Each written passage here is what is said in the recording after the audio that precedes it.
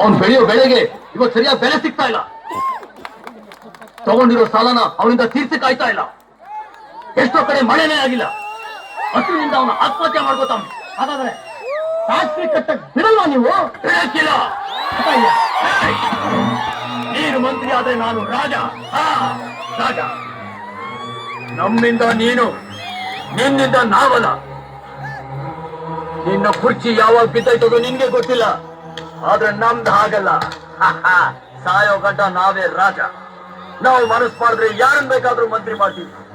ಆದ್ರೆ ನಿನ್ನಿಂದ ಒಬ್ಬ ನರಸಿಂಹೇಗೌಡನ ಹುಟ್ಟಾಕ ಆಯ್ತದ? ಅರ್ಥ ಮಾಡ್ಕೊಂಡು ಹೇಳು. ಯಾವುದ ಜಾತಿ? ಎಲ್ಲೈತೆ ಜಾತಿ? ಒಬ್ಬ ಮನುಷ್ಯ ಹುಟ್ಟಿದ 12 ದಿವಸಕ್ಕೆ ಗೊತ್ತಾಯ್ತದೆ ಒಂದು ಹೆಸರು, ಒಂದು ಜಾತಿ.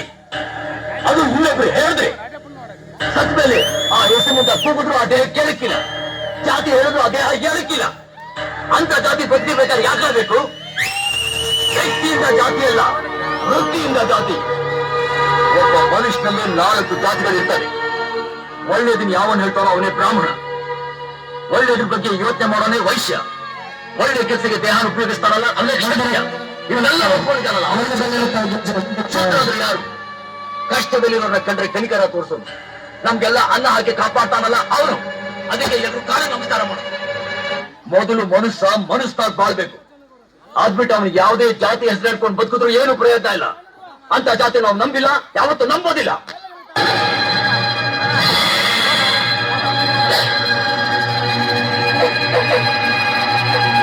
ಬಡವರು ಅಂದ್ರೆ ಬಿಟ್ಟಿ ಬಿದ್ದಿರ್ತಾರೆ ಅನ್ಕೊಂಡ್ಬಿಟ್ಟೆಲ್ಲ. ನಮ್ ತಾವ ಕೆಲಸ ಮಾಡೋದೇ ಉಡೋ ಬಟ್ಟೆನು ಮಲ್ಗೋ ಮಂದಿರಿಗೆನು ನಾವೇ ಕೊಡೋದು. ಆ ಮಂದಿರಿಗೆ ನಾವು ಮಲ್ಕೊಡೋದು ಯಾವ ನ್ಯಾಯ?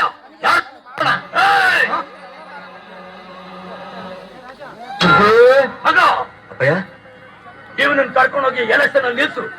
ಊರಿನ ಜನಗಳಿಗೆ ಹೇಳು ಇವನ್ ಮಂತ್ರಿ ಆಗ್ಬೇಕು. ನಾವು ಹೇಳಿದೀವಿ ಅಂತ ಹೇಳು. ಮಂತ್ರಿ ಆಗ್ತಾನೆ.